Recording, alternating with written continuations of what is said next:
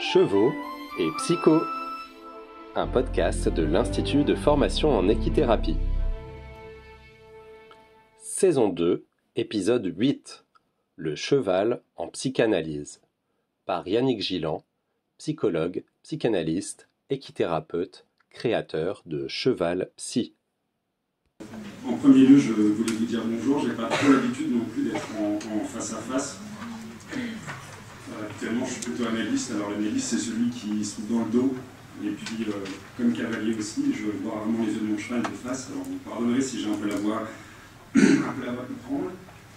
Alors, le thème, les chevaux en psychanalyse. Alors, je viens après des collègues qui ont beaucoup parlé de comportement animal, qui sont centrés sur le cheval. Donc, moi, je vais aborder plutôt le cheval dans l'œuvre psychanalytique. Vous verrez que finalement, il n'y a pas beaucoup de chevaux dans l'œuvre psychanalytique. Et j'essaierai de voir comment les chevaux peuvent nous servir, à la fois en tant qu'analyste et puis aussi en tant qu'équithérapeute. Parce que, pareil, depuis que j'ai commencé ma formation d'équithérapeute il y a pas mal de temps à la SSC, je me suis senti tout seul comme psychanalyste. Parce que c'est pas une pratique qui est très utilisée. Souvent, on a une vision un peu fermée de la psychanalyse. On voit le vieux psychanalyste avec une barbe. Désolé, je me suis rasé hier. Et on imagine en fait qu'on ne s'intéresse pas beaucoup à ces questions de travail avec un animal. Et pourtant, les médiations, parce que c'est une médiation animale comme une autre, l'équithérapie, on va voir beaucoup avec la psychanalyse, parce que toute la théorie des médiations, elle doit tout à la psychanalyse, à la question de l'objet transitionnel, à la question de choses qu'on a essayé de faire passer. Alors j'ai décidé de plagier un peu, à la fois et que aussi un psychanalyste qui a écrit un texte que j'aime beaucoup qui s'appelle Lettre à un jeune psychanalyste. Et je me disais comme ça que c'était peut-être une contribution que je pouvais faire à qu'est-ce qu'on peut faire de la psychanalyse quand on est équithérapeute. Alors, en plus, le plagiat, c'est une affaire d'analyste. En analyse, vous le verrez par la suite, en fait, on ne trouve rien. Et quand on est découvreur, en fait, on ne fait que redécouvrir quelque chose qu'on avait oublié. C'est la baie du refoulement. Donc, plagier, c'est finalement le travail des analystes au quotidien. Alors, la psychanalyse, dans un premier temps, elle s'est donnée comme mission d'explorer un continent inconnu. Je fais attention à l'heure parce que j'ai commencé à 35, donc j'ai mon temps. Il y a des paris qui ont été pris. Il y a des paris qui ont été pris par des élèves de l'IFEC, alors attention, il faut que je surveille. Parce que le temps, c'est pareil, en psychanalyse, c'est un gros problème. Ça dure très longtemps. Et des fois, les séances sont très courtes, surtout chez les Lagrangiens. Donc, la psychanalyse, son premier objectif, en fait, c'est d'explorer l'inconscient. Alors, Freud parlait de continent noir qu'il allait falloir découvrir et dont il allait falloir raconter un petit peu les modes de fonctionnement. Alors, je me suis dit, tiens, la psychanalyse, c'est une conquistador.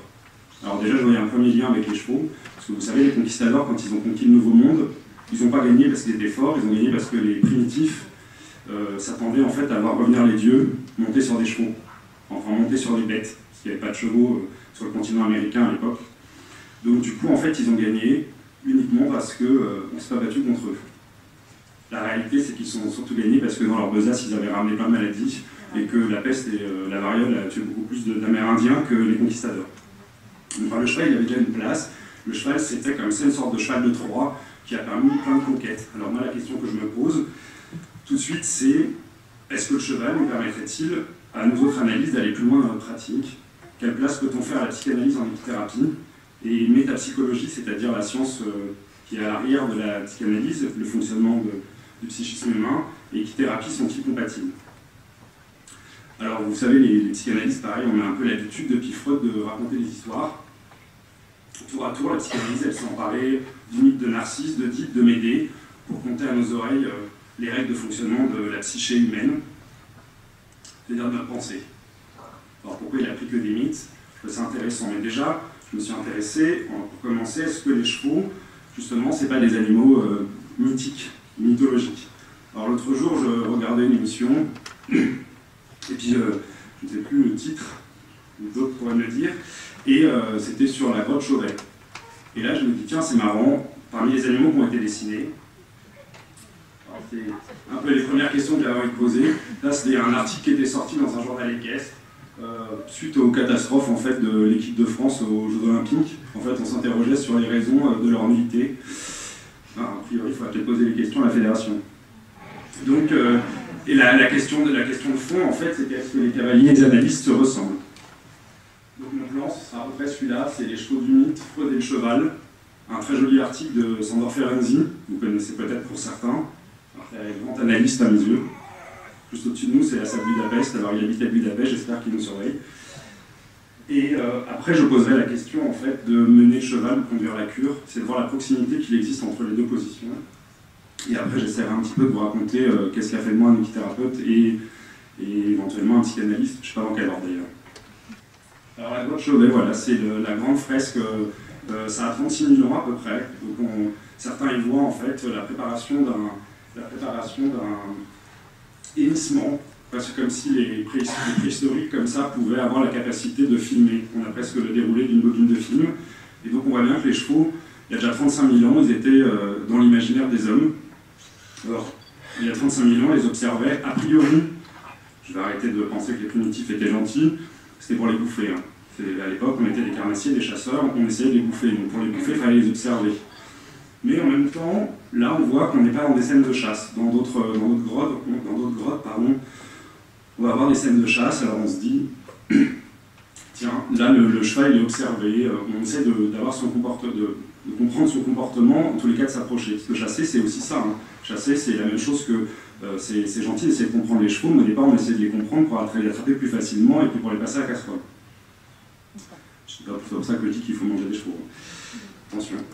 Ça, c'était il y a 35 000 ans.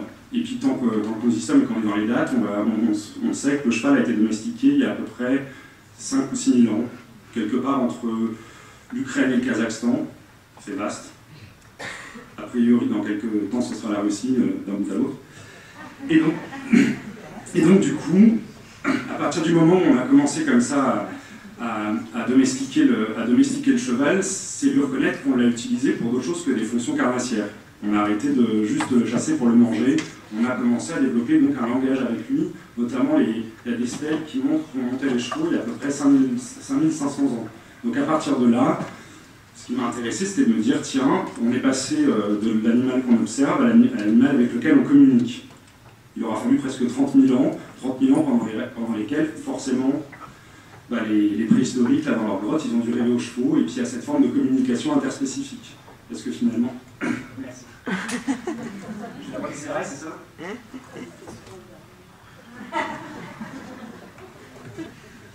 De stress, peut-être.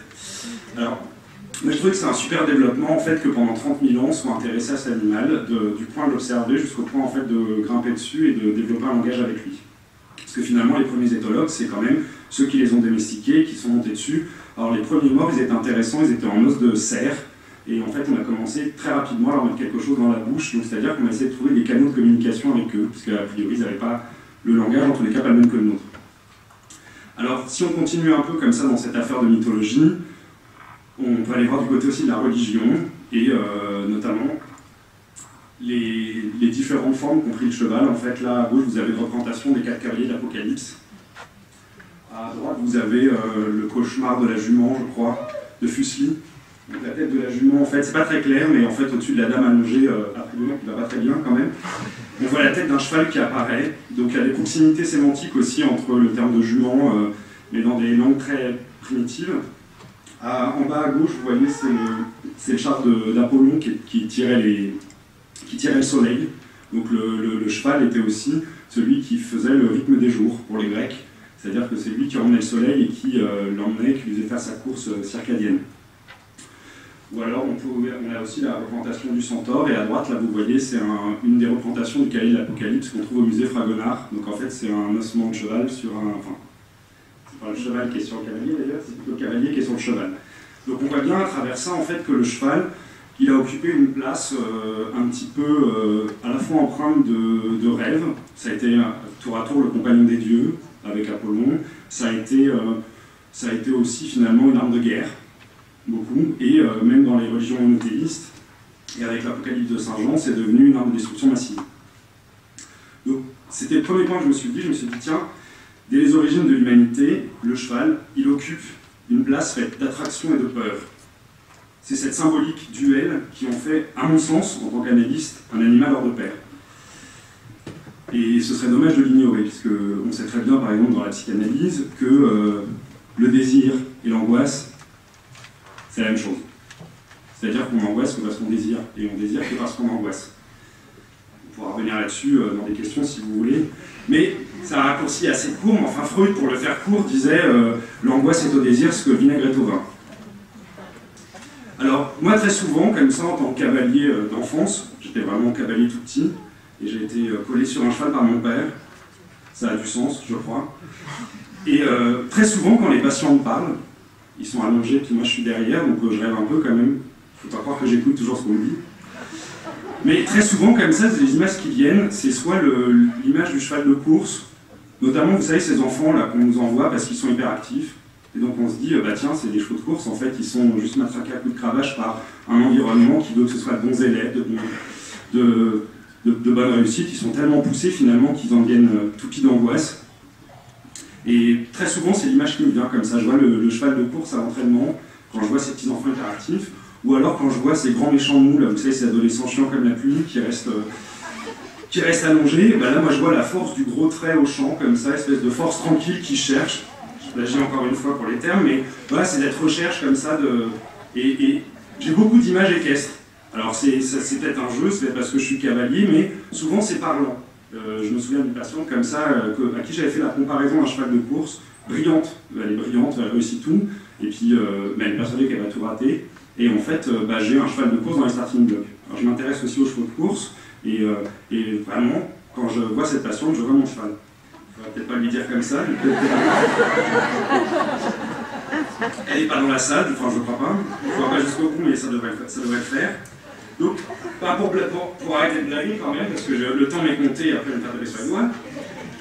Le cheval, c'est un animal mythique. Donc, je voyais un parallèle assez fort comme avec la psychanalyse. Alors, je me suis intéressé à, finalement, les chevaux dans l'œuvre de Freud, parce qu'on ne peut pas parler de psychanalyse sans parler de Freud. Et bien, Freud, il n'évoque les chevaux que extrêmement rarement, si ce n'est dans un cas qui est resté très célèbre, qui s'appelle le Petit Hans. C'est dans les 5 psychanalyses, c'est son analyse d'enfant. Alors, il n'a pas fait l'analyse de l'enfant, en fait, le pauvre enfant, il avait quand même un père et une mère psychanalystes. Et donc, en fait, c'est les parents qui rapportaient à Freud tous les jours ce que faisait le gamin. Et puis, du coup, Freud, de temps en temps, donnait quelques explications sur ce qu'il jouait. Mais Freud y avait un intérêt parce qu'il y a fixé des choses. Alors, le Petit Hans, c'est un cas qui est resté assez célèbre. Alors, ça, c'est un dessin du Petit Hans. Pour autant, ça n'est pas un cheval. Ne vous trompez pas, c'est une girafe.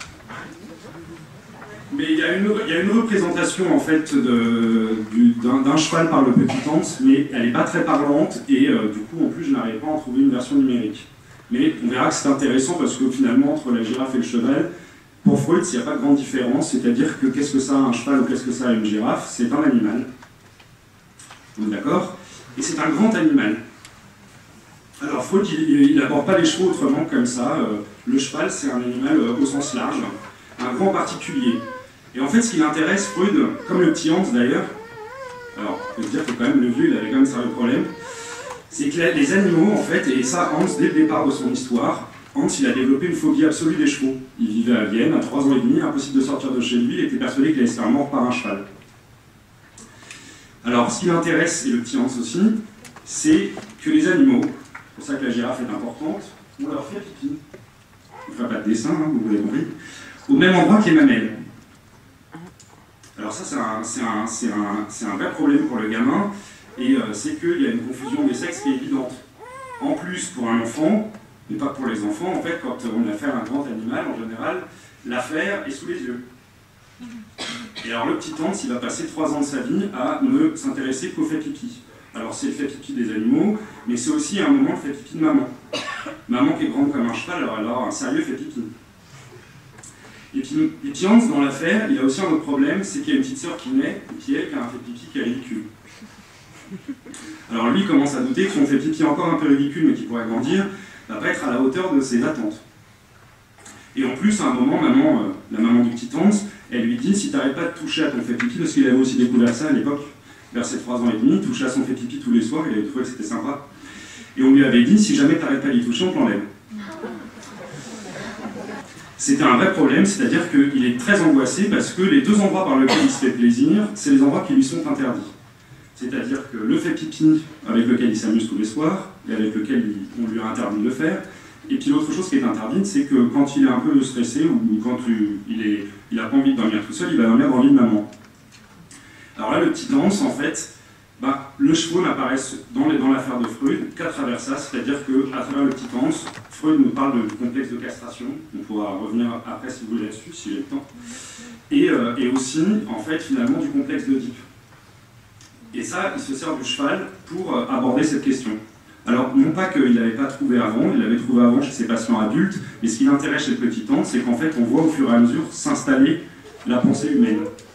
C'est-à-dire qu'il y a l'observation en direct de la construction d'un complexe d'Oedipe et d'une angoisse de castration, et tout ça articulé autour des chevaux. Et Freud finira par nous dire, en fait, que si le petit Hans a tant peur des chevaux, c'est parce que, d'une part, à un moment, Hans fait une explication et il dit qu'un jour, il a vu des chevaux tomber dans la rue, et que la première fois qu'il est monté sur un cheval, c'était sur les épaules de papa. Et qu'en fait, il a peur que papa s'effondre et qu'il en meure. Ça, c'est sa première partie de la phobie. Et la seconde partie de la phobie, c'est qu'un jour, il y avait un cheval blanc qui attendait chez une de ses petites copines, parce qu'il était assez branché, petite copine, le client, et que le cheval blanc, en fait, il avait essayé de lui mordre le doigt. Alors, par un déplacement dont sont doués les enfants, en fait, à la fois le charivari des jambes du cheval qui tombe, ça symbolise un peu la mort du père, et de l'autre côté, le cheval qui mord le doigt, vous avez bien compris que ce n'était pas le doigt de la main. Donc le petit Hans, il nous explique ça. Alors ce qu'il faut en retenir finalement dans l'œuvre de Freud, c'est que ce cheval, il n'a pas un destin formidable, il est le point de chute en fait d'un déplacement infantile, il devient l'objet d'une phobie. Reste l'art du maître que d'y avoir vu la mise en place au fur et à mesure d'un complexe d'Oedipe, celui du petit Hans, validant par là même ce qu'il avait déjà commencé à percevoir chez ses patients adultes. Néanmoins, il y reste de ces lignes que les chevaux, à l'instar des autres animaux, renvoient à la différence des sexes et sont des animaux sexués. Et d'ailleurs, si on reconnaît, et j'arrêterai là-dessus le cas du petit Hans, que même quand on est adulte, et si on a un tant soit peu honnête, alors peut-être que c'est peut-être plus une affaire de garçon que de fille, alors les garçons diront, c'est qu'en général quand on se retrouve devant un cheval ou même un chien, enfin chez le cheval c'est un peu plus marquant, que le truc qu'on fait c'est qu'on passe en dessous pour voir si c'est un jument, une jument, un ongle ou un entier, comme si c'était si important que ça. Le discours qu'il y a partout, pas d'ongle, pas d'entier, pas machin, enfin... Voilà, donc le cheval est un animal qui est sexué de manière très importante. Bon, c'est vrai, on fait ça avec les chiens aussi. Vous êtes propriétaire de chiens, en général, on vous demande si c'est un mâle, une femelle. Enfin, acceptez quand même que quand vous dites que c'est un mâle ou une femelle, ça marque moins quand c'est un cheval. Je crois que c'est une question de taille. Alors, comme j'ai continué un peu ma balade en fait, dans l'œuvre psychanalytique, je me suis intéressé en fait à ce que disait Ferenczi. Alors Ferenczi, c'était le disciple et le dauphin et qui a été adoré puis après détesté par Freud. Il vivait à Budapest. Alors, il y a un texte très intéressant de Ferenczi, je laisserai les bibliographies dans les textes que je fais, qui s'appelle « Dressage d'un cheval sauvage ». Alors Ferenczi, en fait, pour le coup, il ne fait pas du tout de la psychanalyse, enfin en tous les cas pas dans le début du texte, c'est presque un texte d'éthologie. En fait, c'était une jument de militaire, je crois, la belle Xixa. Alors, vous allez dire que je suis un peu branché sur ces questions-là, mais je suis psychanalyste. Xixa, en hongrois, ça veut dire chatte. Vous faites les associations que vous voulez. Alors, le problème de la belle Xixa, c'est qu'elle ne veut pas être ferrée et que c'est presque une tueuse. Si on commence à lui toucher les pieds, elle devient folle. Et au même moment, en fait, à Budapest, il y a un jeune maréchal ferrant, Joseph Hezer de son petit nom, qui dit partout qu'il peut dresser n'importe quel cheval. Alors du coup, Ferenczi est convié à assister en fait à comment Hezer va s'y prendre avec le cheval, et ainsi qu'une tripotée de journalistes, parce que c'est une très très belle jument, dommage, elle n'utilise pas les taureaux tellement elle est rétive. Et donc on a toute la description en fait, de ce qui va se passer entre le cheval et le maréchal ferrant. Alors Ferenczi, par souci d'objectivité, il ne va pas le mettre du côté, il ne va pas raconter lui-même, en fait il va reprendre les articles de journaux, et c'est qu'après qu'il va en faire une analyse. Donc en fait, les articles de journaux, d'ailleurs c'est écrit dans un style assez de dramaturge, on voit bien qu'il y a des choses comme ça qui sont c'est très mouvementé. On voit que le Hezer, en fait, il se met, quand la jument se met à bouger, il se met à hurler, des cris plus stridents encore qu'elle, et que quand elle se calme, il commence à roucouler. C'est comme ça que c'est décrit dans le texte. Et il va alterner ça pendant près de 2 heures. Et au bout de 2 heures, la belle, elle a de nouvelles chaussures, elle est parfaite. Alors tout de suite, on demande à Ferenczi, est-ce que vous pensez qu'il y a la transmission de pensée, du magnétisme animal, enfin, est-ce qu'il y aurait comme ça quelque chose de la sorcellerie? Lui, il dit pas du tout, en fait, moi ça me fait penser à quelque chose, c'est ce que j'ai appelé l'hypnose maternelle et paternelle, cette espèce d'alternance, en fait, entre les influences qu'on peut avoir sur un enfant quand on l'éduque. C'est-à-dire soit une éducation plutôt autoritaire, alors à l'époque, il le mettait encore du côté du père, mais c'est vraiment le cas. Enfin, c'est pas toujours le cas, je crois pas que ce soit intéressant comme ça de genrer de telle manière les méthodes j'allais dire de dressage, d'éducation. Et puis de l'autre côté, une autorité maternelle, en fait, qui serait plus une autorité gentille, celle qui recoule. Alors en fait, il va un peu à contre-courant de l'œuvre de Freud, c'est parce que lui, il ne s'intéresse pas à ce qui se passe dans l'enfance. En fait, il dit que ce qu'on voit à l'âge adulte, ce qu'on a vu chez cette jument, eh ben, on peut le retrouver chez nos patients, en fait, chez les névropathes, les névrosés. En fait, ce sont souvent des gens qui sont restés coincés par rapport à un mode d'éducation qui était interdicteur et qui ne leur permettait pas une vraie réalisation d'eux-mêmes. Alors parfois, s'ils sont plutôt dans une sorte d'hypnose maternelle, comme il a dit, seraient plutôt être des patients adhésifs, dans quelque chose de l'ordre de la séduction, et du côté de l'hypnose paternelle, ce serait plutôt des gens qui sont sensibles à la soumission.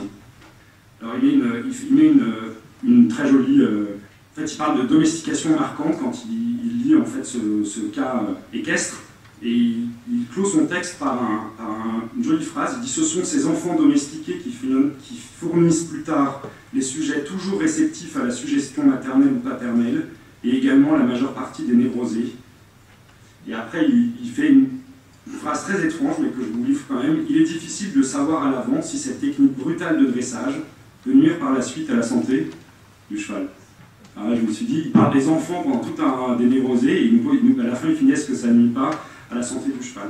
En fait, moi, ce que j'ai vu là-dedans, en fait, c'est que Ferenczi, encore une fois, il va servir du cheval pour essayer de démontrer un point de psychologie humaine, notamment l'instauration de ce qu'on appelle le surmoi. Vous savez, l'espèce d'instance interdictrice qui ne vous autorise pas ou qui vous interdit de faire telle ou telle chose. Vous savez, la maman qui dit, ou papa, même, enfin, ou l'adulte qui vous dit, ne mets pas tes doigts dans ton nez.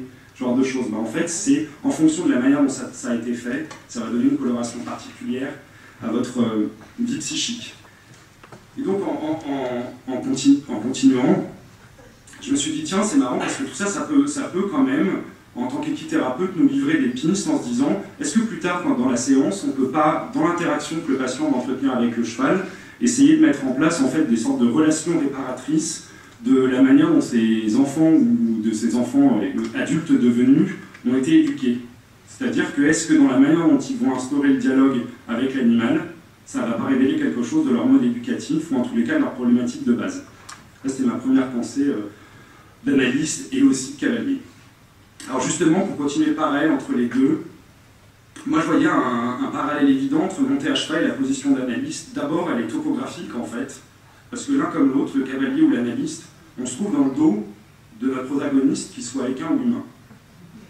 C'est pas rien, hein. Ça veut dire quand même que l'un comme l'autre, et c'est pour ça que c'est dur pour moi aujourd'hui, on est soustrait au regard. En permanence, on est soustrait au regard. En tant que cavalier, mais aussi en tant qu'analyste, on est toujours soustrait au regard. Et qu'est-ce que ça crée? Ça crée quand même un mode de dialogue qui est complètement différent, puisque le dialogue du regard, c'est notre principal moyen d'échange, c'est le principal moyen d'entrer en relation de l'espèce humaine. Ensuite, les équitants comme les psychanalystes ne pourraient pas se contredire sur la manière de faire avec les résistances. Qu'on soit gauchériste, enfin tout ce qu'on veut, en général, la résistance, il faut la faire céder de manière ferme, mais sans brutalité. Alors, lever la résistance du cheval comme celle du patient, celle qui met à ne pas changer, c'est in fine l'objectif du travail, de cavalier ou d'analyste. C'est encore une proximité. Il va falloir donc patiemment détricoter les empêchements, refaire des liens. Alors sur le carré de dressage, comme dans l'angle de l'analyste, il va falloir sentir et entendre pour espérer une libération pulsionnelle, une décharge, éventuellement motrice, un mouvement.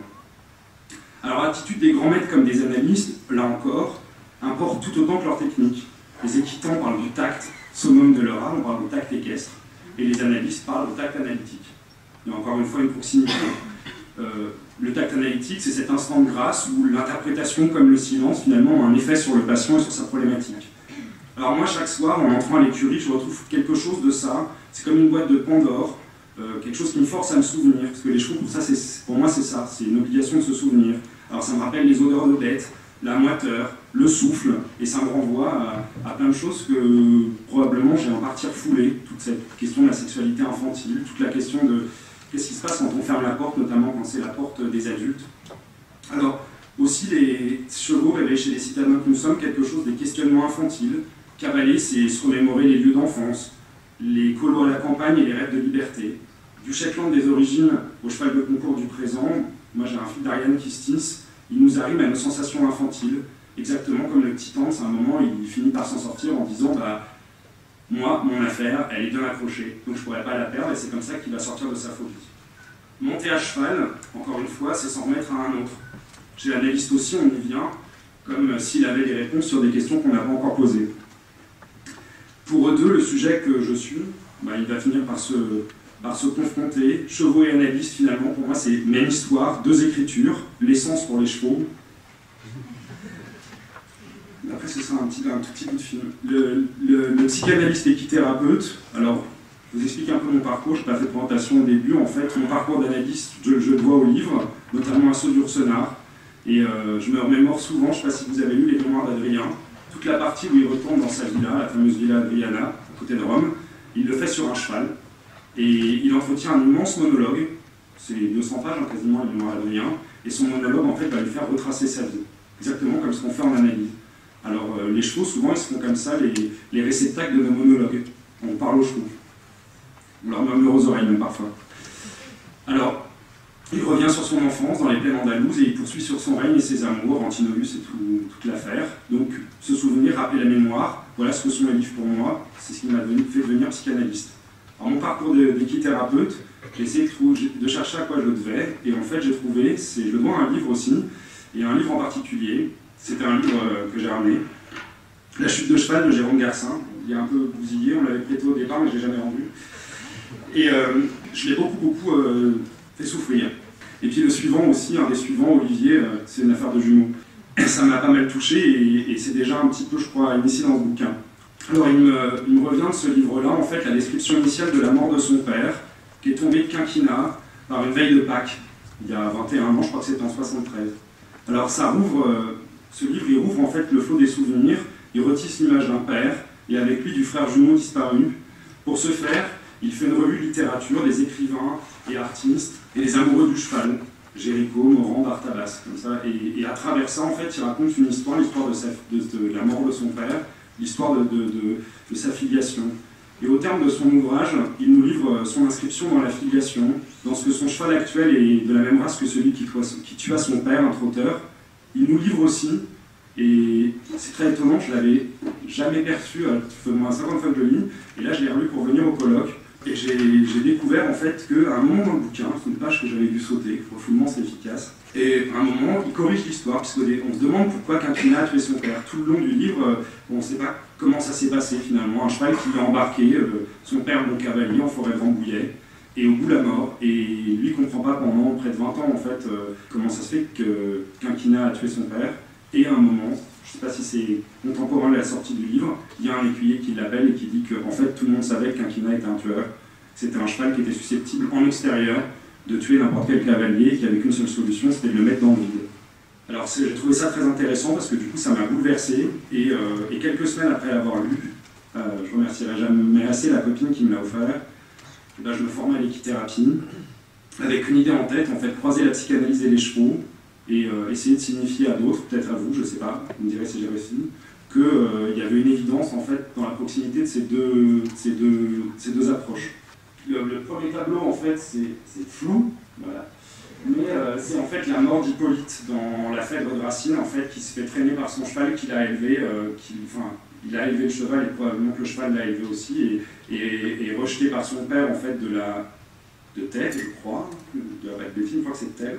En fait, il se trouve, il y a un dragon qui sort de la mer et le cheval part au triple galop et le fracasse sur la plage.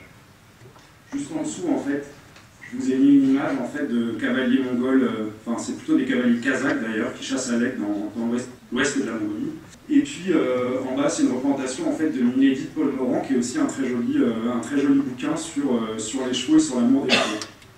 Alors je me proposais en fait de parler un petit peu des techniques de l'équithérapeute et de l'analyste, la question de la temporalité, la question du regard. Alors, je ne ferais pas mieux en fait que vous lire le passage justement de Garcin, qui raconte ce que c'est que le regard des cavaliers et que j'utilise au quotidien quand je suis en séance d'équithérapie avec un patient. Et donc c'est le jour de la mort de son père. Sans doute, ce jour-là, mon père et Frédéric F. parlent-ils comme seuls parlent les cavaliers, en promenade, sans se regarder, les lignes des yeux parallèles, égrénant des propos décousus sur les choses de la vie, les toquades du temps, les caprices du terrain, la qualité d'un cuir de sel, la semaine passée, immobile derrière un bureau, le plaisir cathartique de traverser la campagne à la hauteur des arbres, à la vitesse des amples. Donc, je m'intéresse beaucoup à ça, sur le fait que quand on est cavalier, notamment, j'emmenais pas mal d'adolescents en sortie extérieure, à cheval, j'étais monté tout comme eux, et je trouvais très intéressant en fait, de voir la même chose qu'eux, et d'une place qui était relativement égalitaire.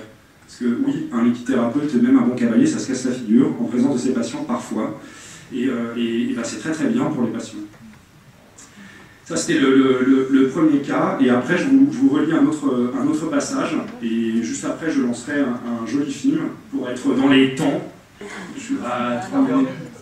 Alors, en fait, il refait une sorte de, je dirais pas paraphrase, mais magnifique texte de Paul Morand, qui s'appelle Milady, dont on a tiré un film, et je vous passerai pour finir le passage de ce film. Alors, il dit ça. Milady est le chef-d'œuvre de Paul Morand, solitaire assoupi par les chancelleries. Il l'a rédigé d'une traite pendant l'été 1935 à Saumur, puis à Villefranche-sur-Mer. Vous voyez, ce texte, pour moi, c'est un psychanalyste parce que ça ne fait que des associations tout le temps. Il retrace son histoire à travers les associations. Dans cette longue nouvelle, le commandant Gardefort, auquel Nourricier a pensé en dessinant 50 ans plus tard la figure blessée de Vachaud d'Arcole, est un ancien écuyer du Cadre Noir qui a tout sacrifié à sa passion et à la carrière. À côté de lui, Alceste est un philanthrope. Humilié de se voir préférer les quadrupèdes aux robes peu variées, sa femme l'a d'ailleurs quitté. Gardefort l'a remplacé par Milady, une jument sans grâce, refusée au dépôt de remonte, mais qu'il aime à la folie. Ce n'est pas une liaison, c'est ma raison de vivre. Et qu'il a travaillé, pétri, adoré, jusqu'à métamorphoser l'animal terne Malgauchy en admirable danseuse aux pieds ailés. Chaque jour commençait dans l'espièglerie, dans la ruse, et se continuait dans la rage, pour se terminer dans une sorte de pamoison soumise. L'amour parfait, somme toute, pour une tunique noire. Mais voilà, incapable de régler les frais de son divorce, l'amant doit se séparer de la frémissante maîtresse, tachée de blanc à 3 pieds.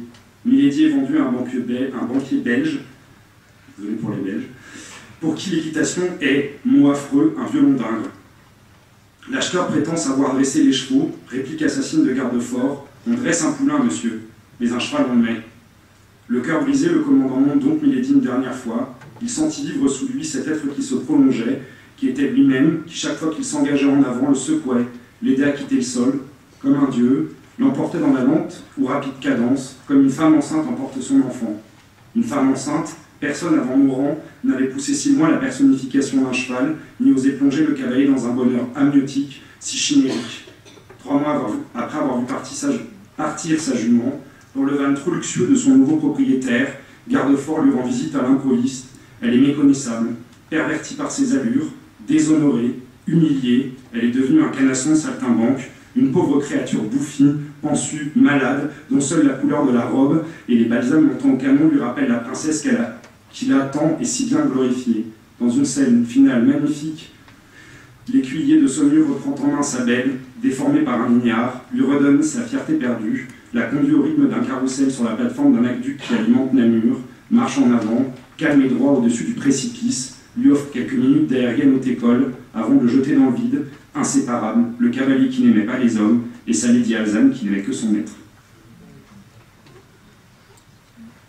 Qu'est-ce que c'est selon vous monter un cheval? C'est mettre un cheval en équilibre et l'y maintenir sans effet de force, c'est tout. Un cheval, c'est une balance. Et que peut-on faire selon vous de plus difficile? Le plus difficile, vous allez voir. Qu'est-ce qu'il y a là-bas comme chemin de fer? Non, c'est l'aqueduc qui alimente Namur. Un ouvrage de 300 mètres de long à 25 mètres au-dessus de la vallée. Quelle largeur? 2 mètres, 2 mètres 50. Mais quel rapport avec l'équitation? Vous allez comprendre. Mais pour ça, il faudrait que je reprenne en main Milady. Volontiers, restez autant qu'il vous faudra. Oh, ça ne sera pas long. Laissez-nous causer en tête à tête et à ma voix, elle comprendra ce que j'attends d'elle. Pourquoi qu'allez-vous en faire? C'est qu'il y a des plus difficiles. les plus extraordinaires, monsieur. Marchez droit. Je vais vous montrer comment on marche droit, monsieur Grabach.